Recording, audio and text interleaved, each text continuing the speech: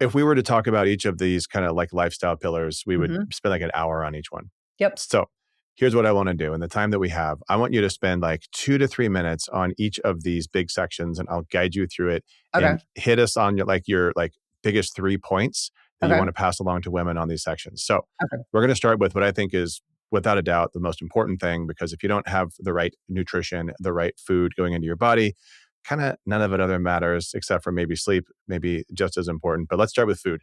So top 3 things for women in midlife. Go. Number one, adequate protein intake. This is so important for satiety, but also because we need more protein with age, not less, to help offset sarcopenia and hit that leucine threshold that is so critically important for muscle protein synthesis. Number two, it is fiber. It is the new F word. A lot of people think fiber is optional. It is critically important, especially as we are navigating this transitional period and short chain fatty acid production becomes so important, feeding those colonocytes. I would say number three is probably hydration. I cannot believe how many women I Mm. talk to are clinically dehydrated. And we lose, like, it's fascinating with the loss of estrogen, we lose those thirst receptors. They start to get a little bit dysregulated in perimenopause and in menopause. And so by the time people get thirsty, they're really clinically dehydrated. I would say hydration is so important for cognition, for weight management, for mental clarity, and it is so oftentimes minimized and depersonalized. Well, that was, I think, under a minute.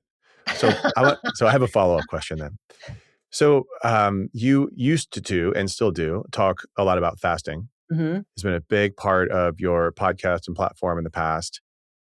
I think some of your thoughts have changed over fasting, especially for women in midlife. So give us the fasting update for women in midlife. Yeah, I still think it's a good strategy. And I want to be really clear about that. But like any hormetic stressor, and that is what fasting is, just like infrared sauna, exercise, etc., high intensity interval training, it's helping women understand that protein intake needs to be the guide for whether or not fasting is appropriate. So if you are getting a minimum of 100 grams of protein into your feeding window, great. You can continue fasting. I'm typically fine with that. But what I find is most women, by the time they get to be 45, 50, don't realize that they're really not eating a lot of food every day. They might be Mhm. getting 800 calories a day, and then they're compressing their feeding window into 5 or 6 hours, or worse yet, they're doing OMAD, which is one meal a day. So I always go from a place of non-judgment when I say, can you get 100 grams of protein into your diet? If the answer is yes, great. That's like green, maybe caution light. The next question is, if you can't, then you need to widen your feeding window. And so this is why I've become a fan of something I've termed digestive rest, which is much more in alignment with circadian biology. And it's really eating when it's light outside and not eating within 3 hours before bedtime, and being very conscientious about 2 to 3 larger portions of boluses, if you will, of protein during the course of your day. And I find for a lot of women, if they slowly get themselves from this very tight, narrow feeding window and then they widen it, they feel better, their body composition changes, it's less stress on their body. I think that many people don't realize when you get up in the morning, so maybe you ate dinner at 6 and you get up and it's 7. So you've already been fasted for 13 hours, and then you go to the gym and you push yourself really hard at the gym. When you wake up in the morning, you're catabolic. We're already at risk for sarcopenia, this muscle loss with aging. Why would we want to put ourselves in a position where we're just breaking down more muscle? Yep. And so I very much and fervently believe in the concept of know better, do better. And so I always say, if you're not metabolically healthy, you've got 40, 50 pounds to lose, I think fasting is a great strategy, provided that you are conscientious of where you are in your cycle, if you're still menstruating, and your exercise patterns. I think that's always kind of are you premenopausal and still getting a cycle? Then we need to think about it differently. If you're in menopause, you can probably get away with a bit more fasting, but not at the Mm. expense of muscle. I think that is a very, very important running theme in my work, helping women understand that 12 to 13 hours everyone can do. Not everyone should be fasting 18, 20, 24 hours a day. And if that was ever the message that I shared, I want to apologize and say that, we have evolved, and I'm much more muscle focused now. So to maintain, because I'm a pretty lean person. And so I have to work a little bit harder to put muscle mass on my body at this stage of life, as Yeah. do most of my patients. Yeah, and I just love to follow that with, I still love it because I've backed away from fasting quite a bit in my Mhm. recommendations, but I do still love it for metabolic dysfunction for Yep. people that have insulin resistance, Mhm. elevated fasting insulin, prediabetes, diabetes. It's an incredible tool. Yeah. And I think it also helps people kind of reset their expectations. When we get to a point where we're no longer metabolically healthy and our body can't effectively utilize either stored fat or stored glucose or glycogen as a fuel source, I think it is very, very important for long-term health, for longevity, to understand that we want our bodies to be able to use different types of fuel Yeah. substrates. We don't want them to just be skimming off the surface like most of us are that are eating a standard American diet and are eating 8 to 10 times a day. And for all those patients I told years ago, eat snacks and mini meals, I'm so sorry. Now I know better. And now I try to do better. But I agree with you that there are so many of us that are saying, we're not saying it's a bad strategy. We're just saying like a little bit of a caution light, make sure you're fueling your body properly because that's a bigger message. Yeah, and I have to talk about this relatively aggressively with my patients because a lot of my patients have osteoporosis. They're already Mhm. sarcopenic, and they come in and they're thinking longevity, and they're like, "Well, no, I'm doing OMAD. I'm eating one meal a day." And I'm like, "We got to rethink this because like you're going to have a hip fracture. Like this is what's Mhm. going to kill you. It's not your it's not your cell senescence that we need to worry about." So let's move on to sleep because sleep, Okay. arguably, probably second most important or most important. Top three things for sleep. I think that I call it sleep orexia. I think there are people out there that are the sleep shamers, like, you need to be sleeping 8 or 9 hours a night. And if you're not, that's bad. I think we have to be thinking about sleep over time. Like, if you have 2 nights out of the week where your sleep isn't stellar, I'm less worried about that. If the other 5 nights out of the week, you're stressing high quality sleep, good sleep hygiene, cold, dark room, get off your electronics, do something relaxing before bed. Do not sit in front of a political figurehead on your TV and think that that's going to be good for your mental health going to bed. Like, read a real book. Like, turn on the red light in your room. Like, we now have a infrared sauna light in our room, and I turn it on at night, and that's what we go to bed to before I turn it off, just to kind of like remind my body it's time to get ready to go to sleep. That's number one. I would say number two, I think it's important to move our bodies. I think for a lot of people, they don't make the connection that exercise supports really good quality sleep. I'm not talking about hurting yourself. I'm talking about just general physical movement, lifting weights, flexibility work. All those things are very important for sleep. And I said the other thing is I have to talk about hormone replacement therapy. I can tell Mhm. when a patient is on HRT because their sleep is better. It may not be perfect, but it is always Yeah. better. So progesterone generally helps with falling asleep, but you can get sustained release. Estradiol, very important for overall sleep support, as well as melatonin. I think melatonin has been painted as if you take melatonin exogenously, it'll suppress endogenous melatonin. Well, we start making less melatonin at 40. It makes sense to me because it's not just a sleep hormone, it's also a master antioxidant. So, Right. those would be the three things that I think are probably most important to talk to patients about because they may not be making the connection. And I think a lot of people, again, I go back to the sleep orexia, like people are very sleep shaming. Like, you don't necessarily need a gadget to help you sleep. You don't necessarily need like these extraneous measures, but what you do need is good sleep hygiene, moving your body daily, and then the consideration of hormone replacement therapy. I've met women who are 10 years into menopause that have not slept well for 12 years. Yeah. And I'm like, how do you function? Like, my brain would not function well if I was a habitual non sleeper. All right. Exercise. So top things on exercise. We've kind of talked about it already, but let's get into like how is this different? So many women so into, cardio and only cardio. High level athletes, I think, really struggle as they start to go through midlife, Mhm. as women and men.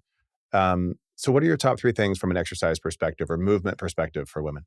I mean, number one, if we're talking about this vis-a-vis the gut microbiome, we understand that we get a transient leaky gut with intense exercise. Mhm. So I'm not suggesting that you don't push your body, but just be cognizant of the training and recovery piece.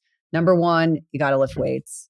If you're just starting out, body weight is fine, but you have to be pushing and maintaining muscle mass throughout your lifetime. We know that based on the research, it has potent anti inflammatory effects. It's very important for the microbiome. Obviously important for skeletal muscle mass, which is also important for insulin sensitivity. I would say number two, the right types of exercise. I know that sounds trite, but my generation was conditioned to believing that thin is in, lots of cardio. I'm not suggesting that you be sedentary, but zone two training is great. It's good for mitochondrial efficiency, biogenesis. It's good for recovery. Just making sure you're physically active. Like I actually have an Apple Watch. I do that to kind of remind me of how much movement have I had throughout the day. Because even though I am very conscientious about this, if I have a day where I have 9,000 steps versus 20,000 steps, that's a big difference in terms of net improvement. I would say the other thing about exercise that I think is really important is just overall flexibility.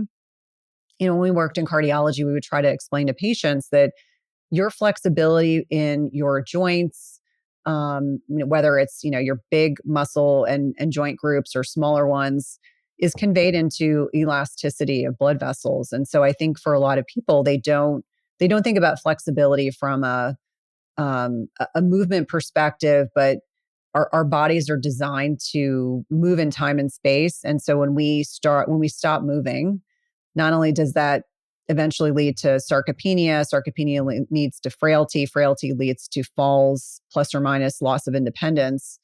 And I think for a lot of individuals, they're not thinking 10 years, 20 years down the road. But right now, your 40s and 50s, you're setting yourself up positively or negatively for what your 70s and 80s are going to be like.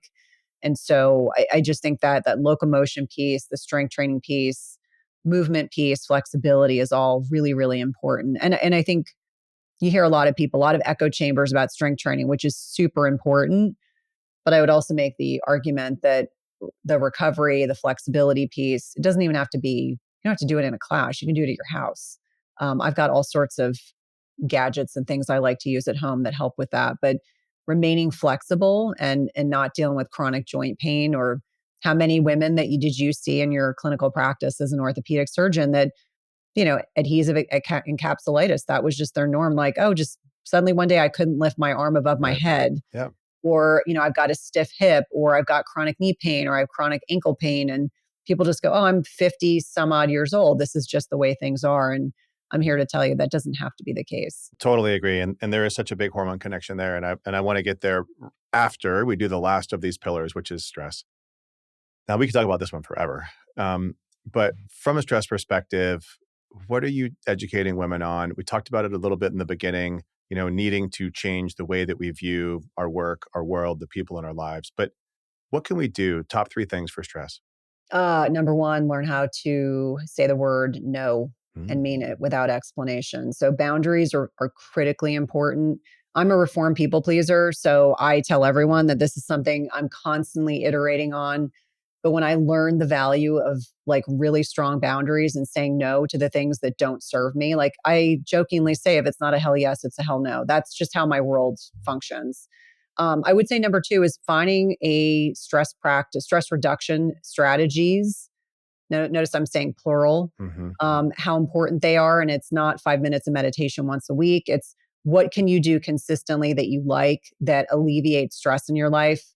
And, for me, I have some very, very important things I do every single day. I have some type of a meditation practice. I exercise. Doesn't necessarily have to be like a really intense exercise. It could be, this morning I walked 3 miles because I've had a heck of a week. And so I was like, I don't need to add more stress to my body.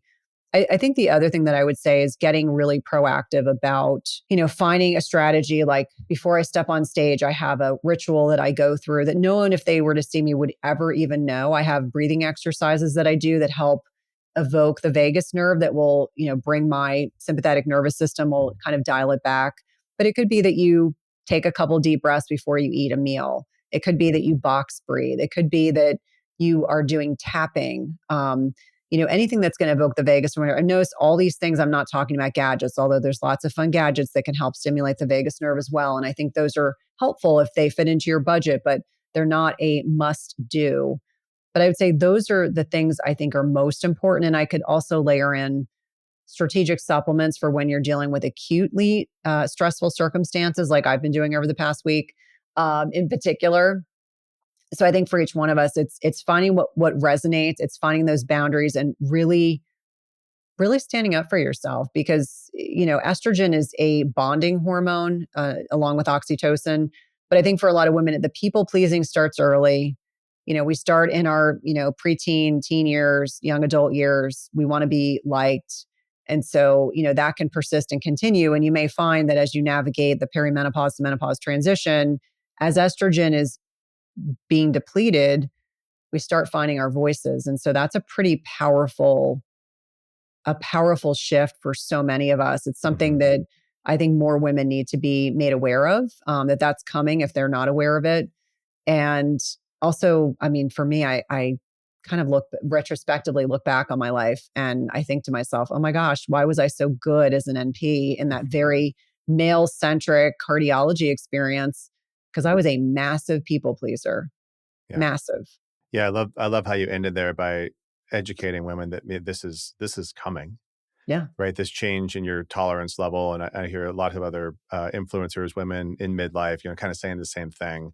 Mhm. And I think it's really important to understand and to know that it's okay, right? Like it's okay for your boundaries to shift, and you just need to have open communication with those in your, personal life and professional life, and just be clear what they are. Um, Absolutely. yeah. So that's a really big one.